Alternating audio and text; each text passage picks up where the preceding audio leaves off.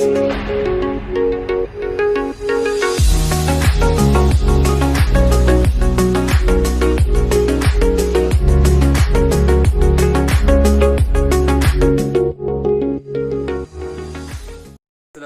warahmatullahi wabarakatuh. Jadi kami dari kelompok 1 Matematika kelas 11 IPA 8 beranggotakan 4 orang. Saya Noval Fatih Asari, Fikri Rashid Aziz Hidayat, Salsabila Syifatun Nisa, dan ada Dinisa Eka. Jadi pada video ini kami akan menampilkan berbagai macam penerapan matriks atau penggunaan matriks di berbagai aspek kehidupan. Nah, ternyata matriks itu berguna loh dalam aspek kehidupan kita. Mau tahu? Yuk, kita lihat video berikut. Halo, aku Noval. Di sini aku punya sebuah video. Nah, videonya itu tentang penggunaan matriks dalam bidang kriptografi. Nah, kriptografi itu apa? Nah, kalau kita tinjau secara etimologinya, kriptografi itu berasal dari bahasa Yunani yaitu krip. Nah, krip ini dasar. Jadi kriptografi itu ilmu persandingan. Dan apa sih penggunaan matriks dalam bidang kriptografi ini? Kita saksikan video berikut. Atau pengkodean. Salah satu terapan langsung dari matriks adalah dalam bidang kriptografi atau pengkodean. Misalkan kita hendak mengirimkan suatu pesan rahasia kepada teman kita yang berisi kata bom. Kemudian dengan menggunakan tabel sanding huruf tersebut, kita ubah kata bom ini menjadi susunan bilangan menjadi 2, 15, 13, 2. Susunan bilangan ini disebut sebagai kode asli. Sebelum dikirim, kode asli ini harus kita ubah terlebih dahulu agar tidak mudah untuk dipecahkan atau diketahui oleh orang lain. Prosesnya adalah dengan cara mengubahnya terlebih dahulu menjadi sebuah matriks yang berurut 2 kali 2 dengan urutan 2, 15, 13, dan 2 berdasarkan kode asli. Matriks ini disebut sebagai matriks kode asli. Akan tetapi, matriks kode asli ini masih terlalu mudah untuk dipecahkan oleh orang lain. Oleh karena itu, kita akan membuatnya lebih rumit dengan cara mengalihkannya dengan suatu matriks yang hanya diketahui oleh kita, si pengirim, dengan teman kita, si penerima. Matriks tersebut adalah matriks encoder. Tujuan diberikannya matriks encoder adalah agar matriks kode asli nantinya akan diubah menjadi suatu matriks yang lebih rumit, di mana hanya bisa diketahui oleh kita, si pengirim, dan teman kita, si penerima.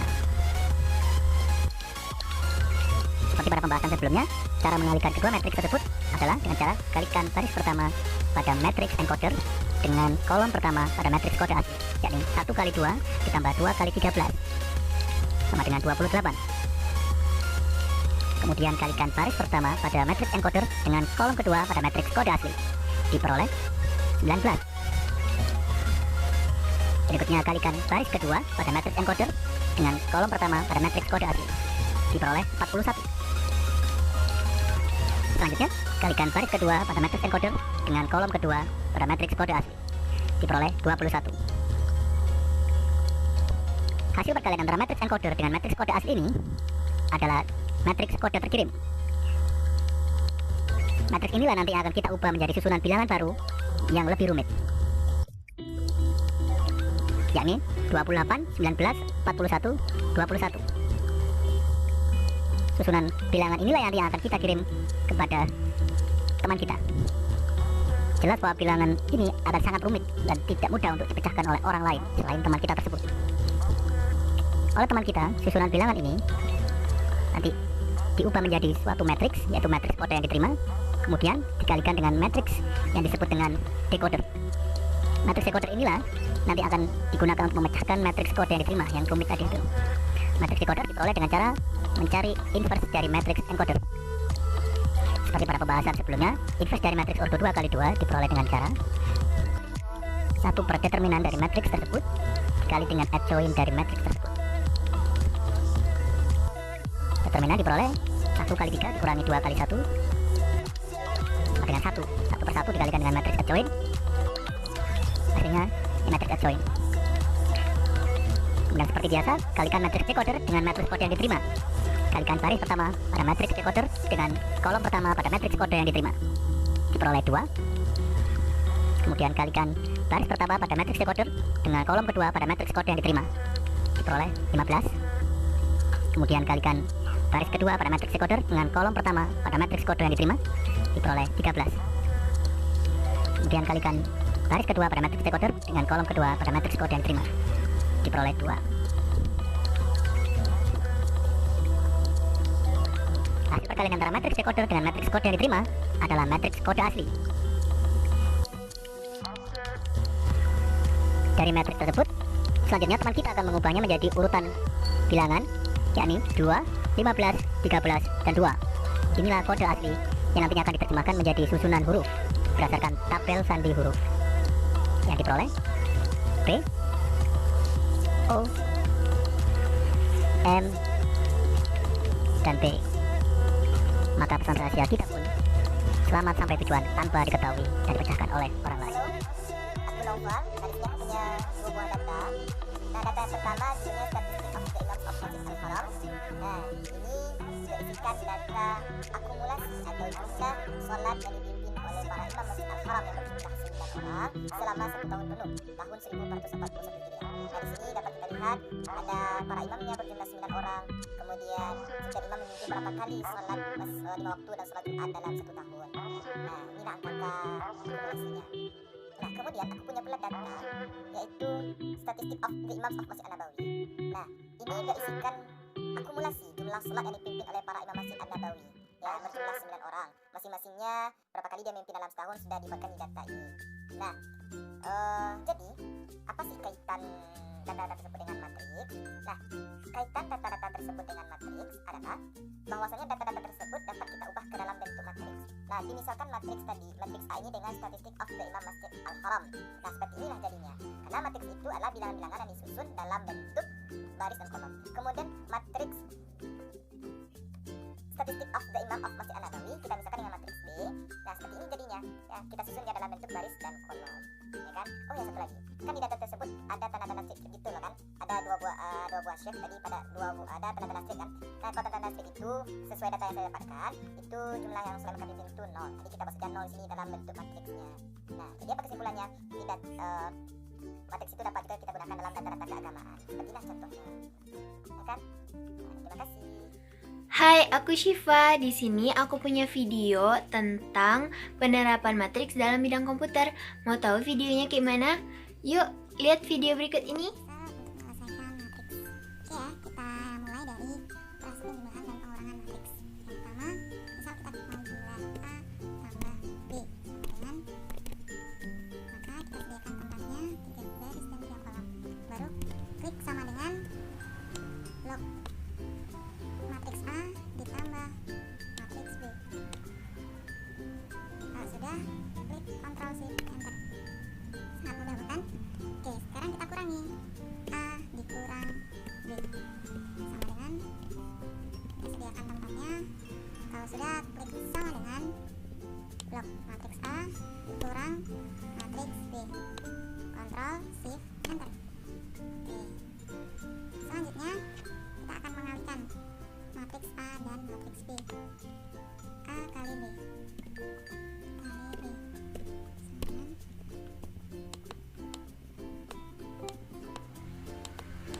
kita blok 3 baris dan 3 kolom. Untuk perkalian rumusnya adalah M multiple ya, buka kurung, kita blok matriks A, koma matriks B, tutup kurung. Langkah berikutnya Ctrl Shift Enter. Kita sudah peroleh hasil kali dari matriks A dan B. Berikutnya adalah determinan. Misal yang mau kita cari determinan dari matriks A. Sama dengan M determ. Buka kurung, kita blok matriks A, tutup kurung, Enter. Ini adalah hasil determinan dari matriks A.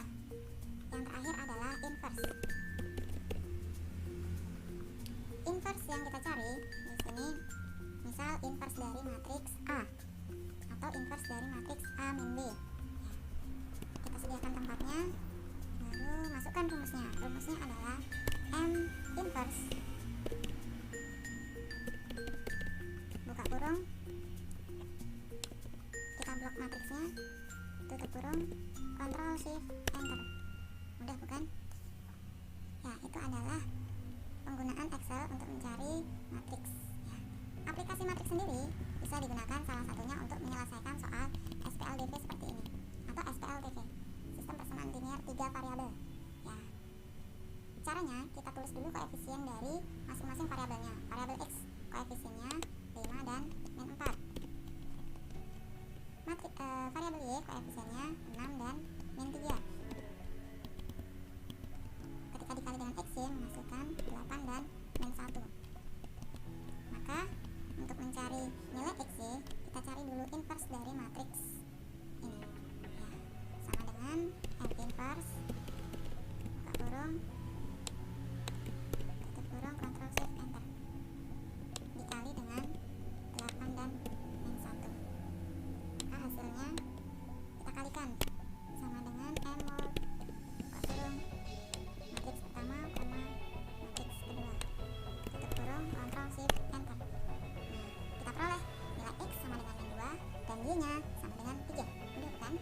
Bagaimana dengan yang 3 variabel? Kita coba. Kita tulis koefisien dari P 2, 1, 3. Koefisien dari Q 5, 2, dan 0. Koefisien dari R negatif 4, 6, dan negatif 2.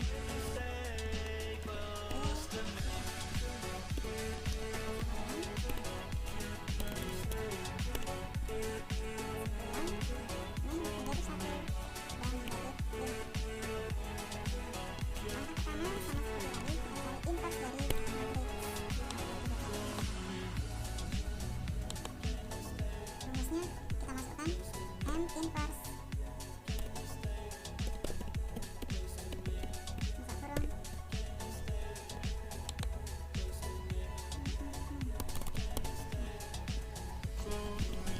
tutup kurung, Ctrl Shift Enter, dikali dengan 9 min 1 dan 5.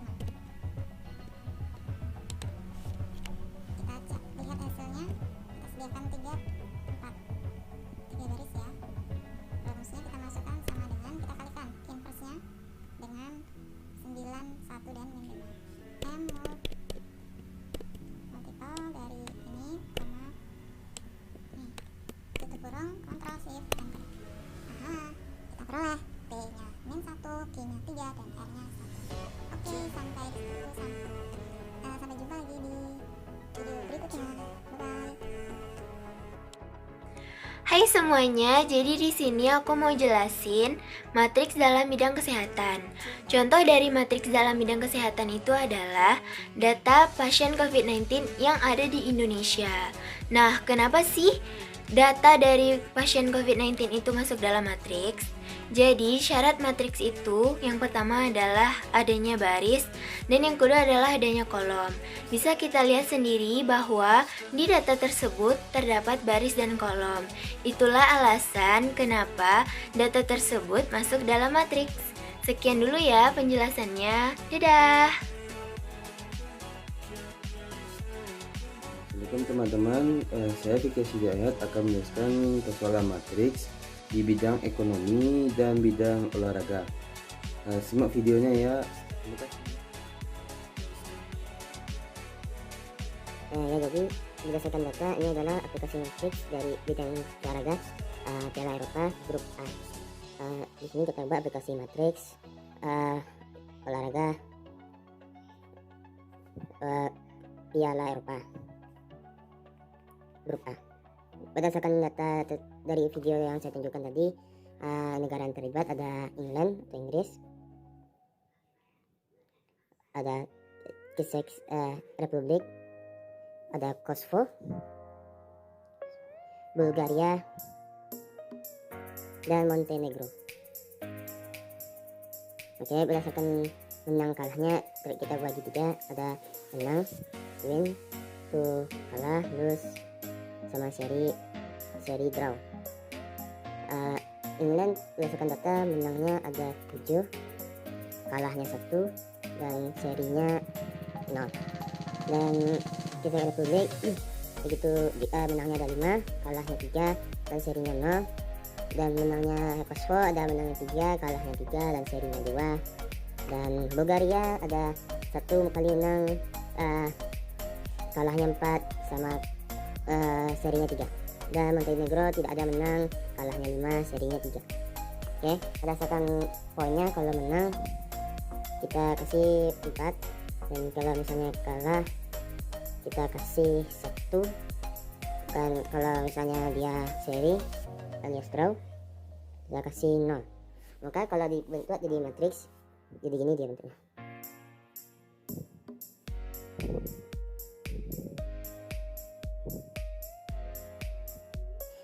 Kosovo dan Bulgaria dan Montenegro. Kita buat kurung, habis itu kita buat isi yang kalah yang menang.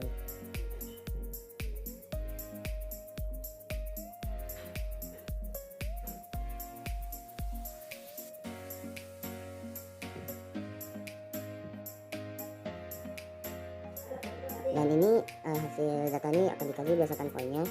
Poinnya ini kita kali ini, sini, sini dan seterusnya, maka dapat menghasilkan dia ini poinnya. 7 kali 4 28 ditambah 1 29. 5 kali 4 20 ditambah 3 23. 3 kali 4 12 ditambah 3 15. 1 kali 4 4 ditambah 4 8 maksudnya. 0 dikali 4 0 atau 5 itu 5. Dan ini adalah poin skor menggunakan determinan. Terima kasih sudah menonton.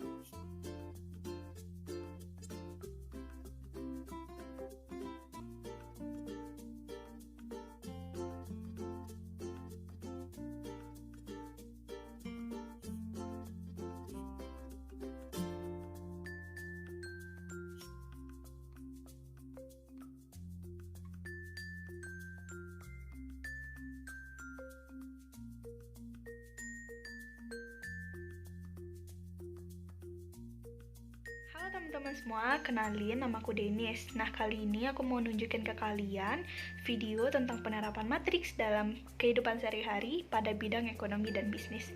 Kayak apa sih videonya? Tonton yuk. Rumah tangga ada 3 jenis barang, yaitu televisi, kulkas, dan mesin cuci. Dalam seminggu menyalurkan produknya melalui 3 toko eceran, yaitu toko A, toko B, dan toko C. Ketersediaan masing-masing toko diilustrasikan sebagai berikut. Yaitu toko A sama dengan 30 TV, 20 kulkas, dan 10 mesin cuci. Sedangkan toko B ada 15 TV, 10 kulkas, dan 5 mesin cuci. Dan toko C ada 35 TV, 25 kulkas, dan 15 mesin cuci.